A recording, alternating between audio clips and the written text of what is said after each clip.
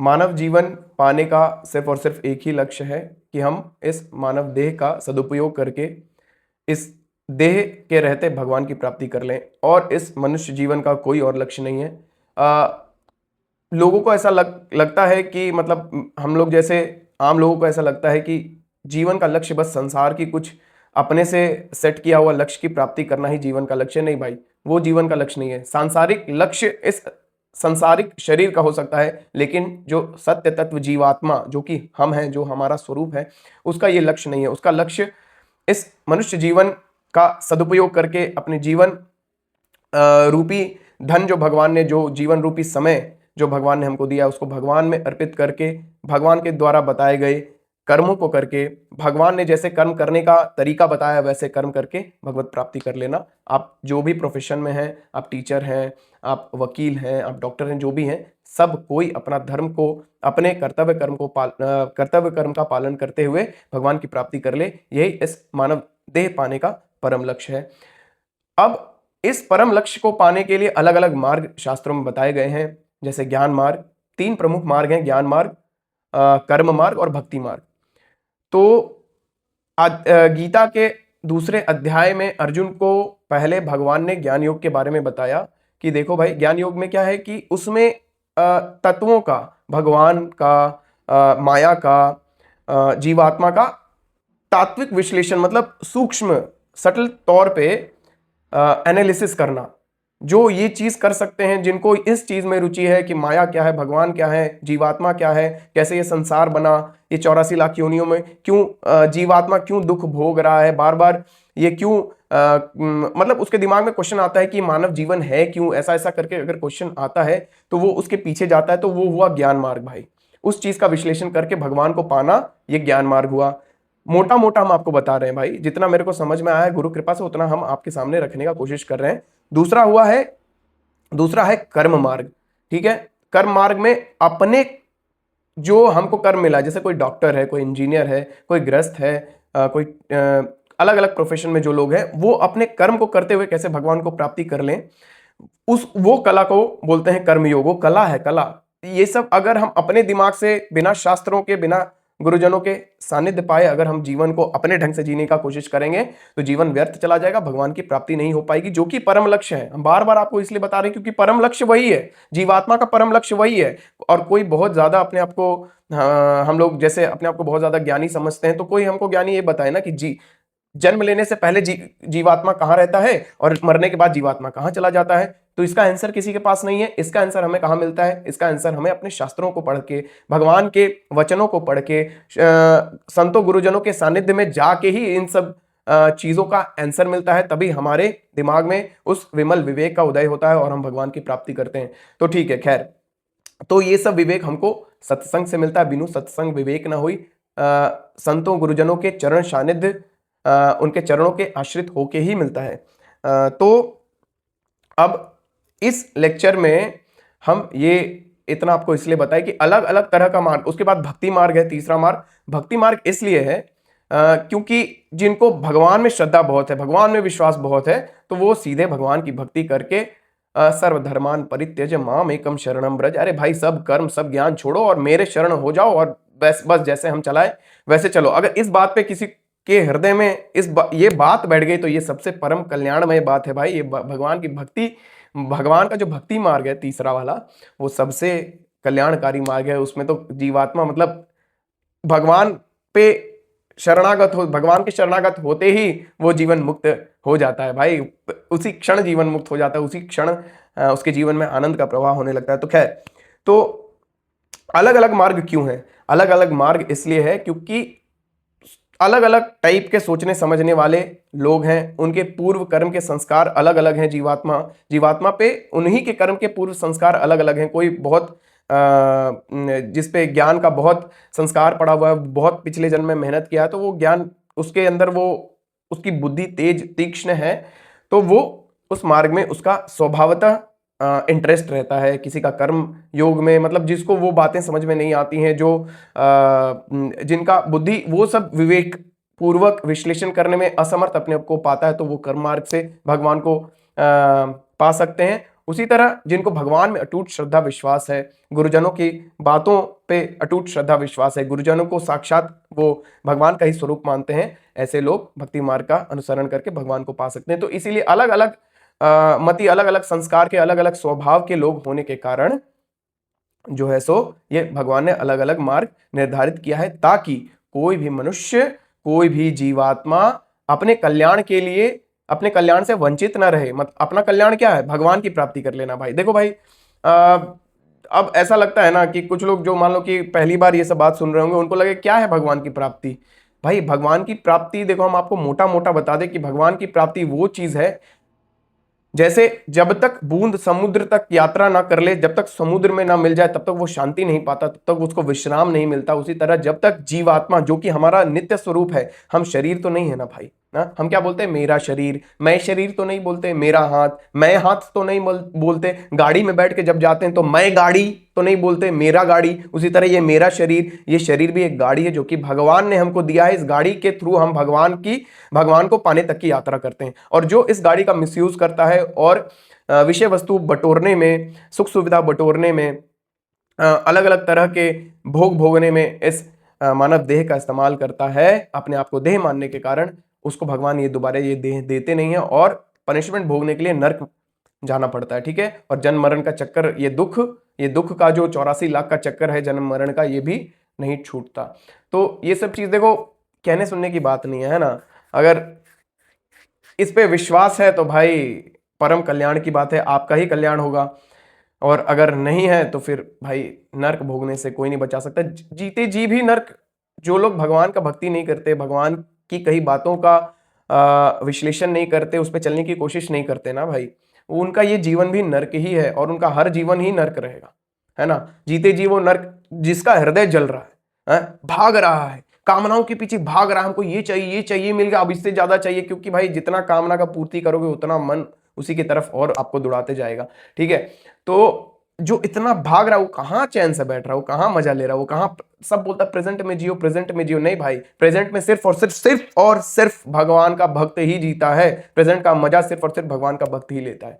तो इसी चीज को भगवान दूसरे अध्याय के 31वें श्लोक में एक्सप्लेन कर रहे हैं कि जो मेरी प्राप्ति जैसे ज्ञानी को ज्ञान मार्ग से होती है, उसी तरह अपने स्वधर्म पालन से, अपना स्वधर्म पालन मतलब कि आप बाप हैं, भाई हैं, टीचर हैं, जो भी हैं, तो उस कार्य को पूरे समर्पण ढंग से, कि भाई ये कार्य भगवान का कार्य मान के करना, या उस कार्य के प्रति पूरे ईमानदारी से करना, कि भाई अगर हम टीचर हैं तो मेरा जो कर्म है कि हम, जो मेरे सामने बच्चे बैठे हैं उनका कल्याण हो, उनको ज्ञान पूरी ईमानदारी से, इन्हें कि बैठे हैं सरकारी टीचर बन गए, बैठे हैं सो रहे हैं और झूठ मूठ का पैसा बना रहे हैं, तो भाई इसका परिणाम भोगना पड़ता है। ठीक है। तो जो कर्म में जिनको ज्यादा रुचि है और ज्ञान की बातें ज्यादा समझ में नहीं आती, उनका भी कल्याण हो जाए, उसको भी भगवान मिले, इसके लिए भगवान ये डाउट मन से निकाल रहे हैं कि जो कर्म योगी है उसको भी भगवान वैसे ही मिल सकते हैं, जो अपड़ गवाड़ है उसको भी भगवान वैसे ही मिल सकते हैं, जो कि बहुत ज्ञानी है, बहुत पढ़ा लिखा है और बहुत विश्लेषण करके बहुत महात्मा बन गया, उसको भी जैसे मिलते हैं, वही भगवान कर्म योग से भी मिलते हैं, वही भगवान भक्ति योग से भी मिलते हैं।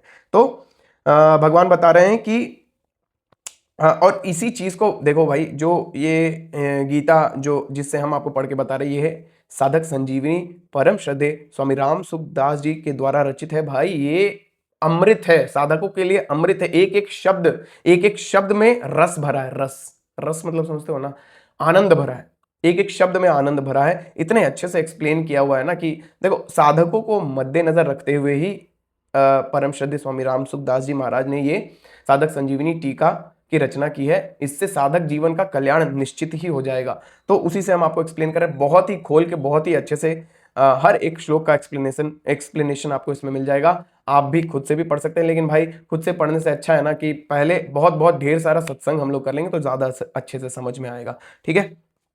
तो कारण कि तो अर्जुन को ज्ञान का बात बताने के बाद कि देह क्या है, देही क्या है, आत्मा क्या है, शरीर कभी मरता नहीं, आत्मा आत्मा को कोई मार सकता नहीं, तो तुम युद्ध करो, ये सब मरने मारने का बात नहीं सोचो, ये लोग पहले ही मरे हुए हैं, ये शरीर पहले से ही मरा हुआ है, बचपन मरा तो जवानी आया, जवानी मरा तो बुढ़ापा आया, बुढ़ापा मरा तो दूसरे देह की प्राप्ति हुई, और ये क्रम जब तक मेरी प्राप्ति, जब तक भगवान की प्राप्ति नहीं हो जाती है, जब तक तत्व का ज्ञान नहीं हो जाता, जब तक तत्व का ज्ञान नहीं, तत्व का अनुभव नहीं हो जाता, तब तक ये जन्म मरण रूपी चक्र नहीं कटता।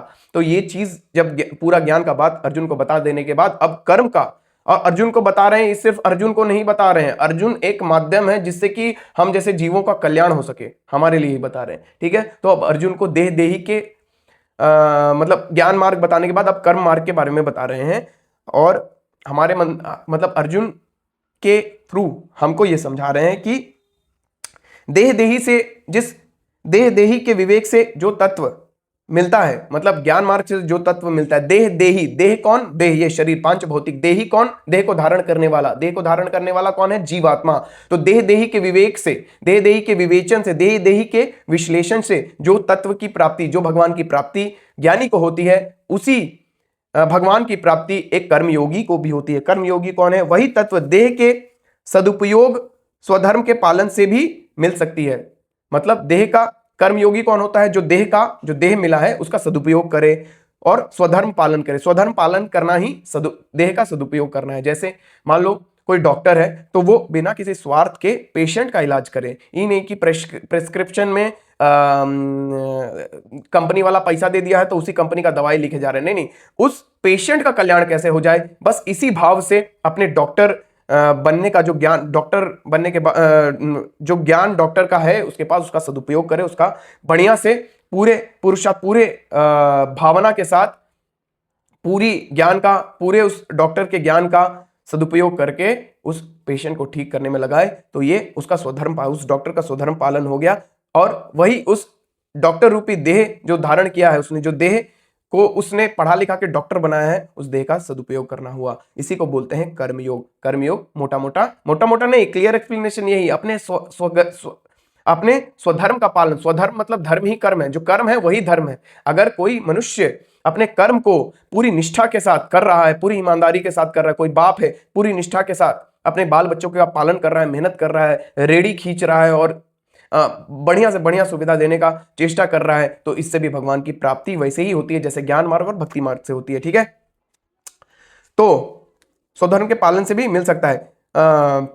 विवेक में जानना मुख्य है और स्वधर्म पालन में करना मुख्य है। विवेक जो ज्ञान मार्ग है उसमें विवेक मुख्य है, जिनकी बुद्धि तीक्ष्ण है, जिनको ये सब चीज जानने का बहुत इच्छा है कि भाई भगवान क्या, माया क्या, साधना करने, अष्टांग योग, योग जो यम नियम प्राणायाम प्रत्याहार ध्यान धारणा समाधि, ये जो अष्टांग योग है, ये सब चीज में इंटरेस्ट, मतलब पुरुषार्थ है, मतलब भगवान को जानने का ज्यादा विवेक है, उस तत्व को जानने का, अहम ब्रह्मास्मि वाला स्टेट जो ज्ञानी मतलब ज्ञान मार्ग है भाई, उसके बारे में, ज्ञान मार्ग के बारे में हमको उतना नॉलेज नहीं है भाई, उतना अनुभव भी नहीं है। भक्ति मार्ग के बारे में थोड़ा बहुत गुरु कृपा से अनुभव है। तो भाई देखो, गुरुजनों और संतजन का तो यही मत है कि भाई भक्ति मार्ग से श्रेष्ठ कोई भी मार्ग नहीं है, क्योंकि भक्ति मार्ग के अंतर्गत ज्ञान मार्ग और कर्म मार्ग आ ही जाता है। क्योंकि जो भक्त होता है ना भगवान का, वो एट द एंड उसके हृदय में ज्ञान का भी प्रकाश हो जाता है और वो अपने कर्म का भी पूरे ईमानदारी से पालन करता है। तो भक्ति मार्ग का जो पथिक है वो वो ज्ञानी भी है, और वो कर्मयोग, वो ज्ञान योग का भी पूरी तरह से पालन करता है और कर्म योग का भी पूरी तरह से पालन करता है। तो भक्ति योग एक बड़ा सर्कल है जिसमें ज्ञान योग और कर्म योग दोनों आ जाता है। ठीक है, ये दोनों छोटा छोटा सर्कल ये भक्ति योग के सर्कल में आ जाता है, इसलिए वो सबसे बड़ा है। गुरुजनों और संतजनों का तो यही मत है। ठीक है, और मेरा भी यही मत है भाई।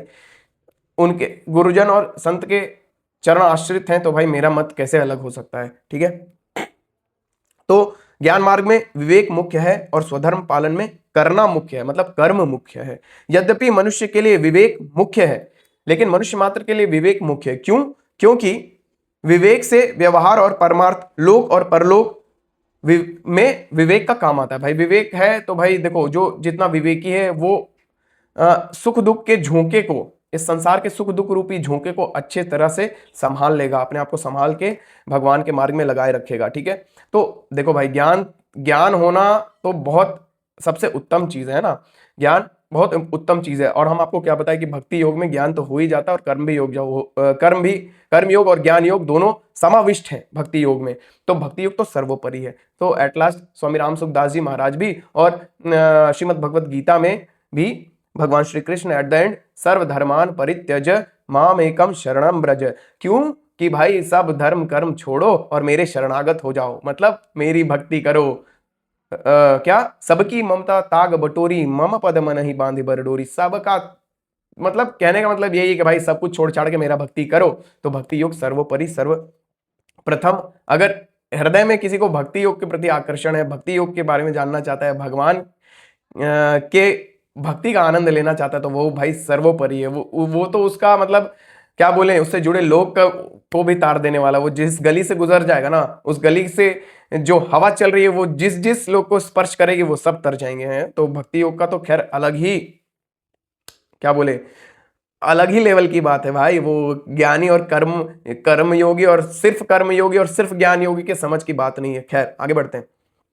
ठीक है, हम लोग अपने टॉपिक पे ही रहते हैं। हमारा टॉपिक है कि कर्म योग और ज्ञान योग और भक्ति योग से सेम भगवान की ही, उसी भगवान की ही प्राप्ति होती है। ठीक है, तो हम आपको ये बताएं कि विवेक जो ज्ञान योग है उसमें जो विवेक मिलता है उससे लोक और परलोक, वो मतलब इस लोक में भी आपको काम देगा, आगे भी काम देगा। जो विवेकी नहीं है, जो जिनकी बुद्धि उतनी तीक्ष्ण नहीं है, परंतु जो मनुष्य ज्ञान योग का विवेक ना समझ सके, जो ज्ञान योग में ना जाने का उनका इंटरेस्ट है कि भाई इतना ज्ञान का बात मेरे को मत सुनाओ, इतना ज्ञानी हम नहीं है, जो लोग ऐसा हैं, जो लोग ऐसे हैं, उनके लिए भगवान उसके लिए भगवान स्वधर्म पालन की बात कहते हैं, जिससे वह कोरा वाचक ज्ञानी न बनकर वास्तविक तत्व का अनुभव कर सके। जैसे लोग को जब हम लोग ज्ञान का बात सुन लेते हैं कि भाई अरे भगवान की माया, ऐसा कुछ ग्रंथ पढ़ लेते हैं तो अपने आप को ज्ञानी समझने लगते हैं। लेकिन भाई देखो, ज्ञान की बातें सुन लेने से, ज्ञान की बातें बोल देने से उस तत्व का अनुभव नहीं होता। ठीक है, और जब तक अनुभव नहीं होगा ना, सिर्फ हम लोग कोरा ज्ञान का ही बात छेड़ेंगे, अनुभव में नहीं है तो वो ज्ञान नहीं है भाई, है ना। वो ज्ञान नहीं है, मतलब वो झूठ मूठ का अभिमान बढ़ा देता है। तो इसीलिए स्वामी रामसुखदास जी महाराज ये बोल रहे हैं कि जो मनुष्य ज्ञान के विवेक को न समझ सके उसके लिए भगवान स्वधर्म पालन की बात कहते हैं, जिससे वह कोरा वाचक ज्ञानी न बनकर वास्तविक तत्व का अनुभव कर सके। ठीक है, तात्पर्य है कि जो मनुष्य परमात्म तत्व को जानना चाहता है पर तीक्ष्ण बुद्धि और वैराग्य न होने के कारण ज्ञान योग से नहीं जान सका, तो वह कर्म योग से परमात्म तत्व को जान सकता है। समझ गए वही बात कि भाई देखो, उतना बुद्धि तीक्ष्ण नहीं है, उस लेवल का वैराग्य नहीं है, उस लेवल का तप नहीं है, तो भी अपने स्वधर्म पालन, मतलब अपने जो भगवान ने आपको कर्म दिया है, कोई नाई है तो उसका काम है बाल काटना, कोई धोबी है तो उसका काम है कपड़ा धोना, कोई टीचर है तो उसका काम है ज्ञान दे के बच्चों को उच्च शिक्षा देना, कोई बाप है तो बेटे का बाप होने के नाते बेटे के प्रति जो कर्तव्य है उसका पालन करना, कोई पति है तो पत्नी को प्रेम देना, उसको प्रेम से रखना। तो स्वधर्म पालन मतलब स्वकर्म, जो आपको भगवान ने कर्म दिया वही धर्म है। तो स्वकर्म या स्वधर्म दोनों इस सेंस में पर्यायवाची, अपना कर्म पालन करना ही धर्म पालन करना है। ठीक है, तो जो ज्ञान योग की बातें जिनको समझ में नहीं आती है वो कर्म करके भी भगवान को पा सकते हैं, क्योंकि ज्ञान योग से जो अनुभव होता है वही कर्म योग से भी हो सकता है। ठीक है, तो क्लियर हो गया ये बात कि भाई जो चीज हमको ज्ञान योग से मिल सकता है वही चीज हमको कर्म योग से भी मिल सकता है। और देखो भाई, अर्जुन को भगवान ये शिक्षा दिए कि भाई तुम क्षत्रिय हो तो तुम्हारा धर्म है कि युद्ध रूपी जो धर्म तुम्हारे सामने आया, युद्ध रूपी जो कर्म तुम्हारे सामने आया उसको पूरी ईमानदारी से करो, छोड़ के भागना कहीं से सही नहीं है। तो उसी तरह भगवान अर्जुन क्षत्रिय हैं तो गौण मतलब उसके अंदर सटल ज्ञान क्या छुपा है कि वो सिर्फ क्षत्रिय को नहीं ज्ञान दे रहे हैं, वो ब्राह्मण को, क्षुद्र को और जो व्यवसायी लोग होते हैं, तो जो ये 4 आश्रम हैं ये सबको ज्ञान दे रहे हैं, मतलब ओवरऑल जितने भी लोग हैं सबको ज्ञान दे रहे हैं कि अपना कर्म करो, उससे भी भगवान की प्राप्ति होती है। ठीक है, और देखो स्वधर्म को ही स्वभावज कर्म, सहज कर्म, स्वकर्म आदि नाम से कहा गया है। मतलब ये सब मतलब सहज कर्म, स्वकर्म और धर्म, ये सब चीज एक ही पर्यायवाची शब्द के रूप में यहां पे बताया गया है कि जो हम कर्म करेंगे वही हमारा धर्म भी है, जो धर्म है वही कर्म है, जो कर्म है वही धर्म है। ठीक है। और एक इंपॉर्टेंट बात है कि स्वार्थ अभिमान और फल इच्छा का त्याग करके, स्वार्थ अभिमान और फल की इच्छा का त्याग करके दूसरे के हित के लिए कर्म करना स्वधर्म है। स्वधर्म का पालन ही कर्म योग है। अब कोई ये ना समझ ले कि भाई मेरा बेटा है तो अब बेटा के लिए घूसखोरी करो। अरे भाई, आपका बेटा ही खाली कर्म है, आप खाली बेटा के लिए ही कर्म कर रहे हो। आप जिस ऑफिस में काम कर रहे हो, जहां घूसखोरी कर रहे हो, वहां के एम्प्लॉय भी हो, उस कंपनी के प्रति, उस सरकारी संस्था हो या प्राइवेट संस्था हो, उसके प्रति भी आपका कर्म है कि वहां पे भी आप ईमानदारी पूर्वक अपने कर्म का पालन करें। तो एक जगह मक्कारी करके, जहां ज्यादा मोह है, जहां ज्यादा प्रियता है, वहां उसकी सेवा करना ये कर्म नहीं है भाई। क्या कर्म है? स्वार्थ। स्वार्थ, वहां पे आपका स्वार्थ है ना, वहां पे आपका स्वार्थ है कि यहां पे आपका स्वार्थ जुड़ा है कि मेरा बच्चा है, अब मेरा बच्चा को सुख सुविधा जुटाने के लिए आपका जहां कम स्वार्थ है, उस कंपनी में आप चोरी कर रहे हो, उस सरकारी संस्थान में आप चोरी कर रहे हो और अपना घर भर रहे हो। तो नहीं, स्वार्थ अभिमान और फल इच्छा का त्याग करके दूसरे के हित के लिए कर्म करना स्वधर्म है। और आपका जो बच्चा है, आपकी जो पत्नी है, आपकी जो माँ है, बाप है, जो भी है, वो भी दूसरे ही हैं। सब अलग आए हैं, अकेले आए हैं, अकेले ही जाएंगे। इसको अपना ना मानना, भगवान का मान के। इसको बस पिता रूप में भगवान ने मुझे शरीर दिया, उसी तरह बच्चे के रूप में भगवान ने बच्चा दिया है ना, सब भगवान ही है, ऐसा मान के कर्म करना। स्वार्थ अभिमान और फल इच्छा का त्याग करके दूसरों के हित के लिए कर्म करना ही स्वधर्म पालन है, और स्वधर्म पालन ही कर्मयोग है। ऐसे करके भगवान हमें कर्मयोग से भी मिल जाते हैं, जैसे ज्ञान योग और भक्ति योग से मिलते हैं। तो और हम आपको बता दें कि भाई भक्ति योग में ये कर्म योग और ज्ञान योग दोनों समाविष्ट हैं। तो आप लोग भगवान का भक्ति करिए, भगवान का सत्संग करिए। इसी मंगल कामना के साथ नेक्स्ट वीडियो में मिलूंगा। आप सभी को राधा वल्लभ श्री हरिवंश। जय जय श्री राधे। नित्य सत्संग करिए, सत्संग करना बहुत जरूरी है भाई। सत्संग से विवेक हो जाता है और भगवान में भक्ति बढ़ती है। भगवान में भक्ति बढ़ेगी तो ज्ञान योग, कर्म योग सब अपने आप हृदय में प्रकाशित हो जाएगा।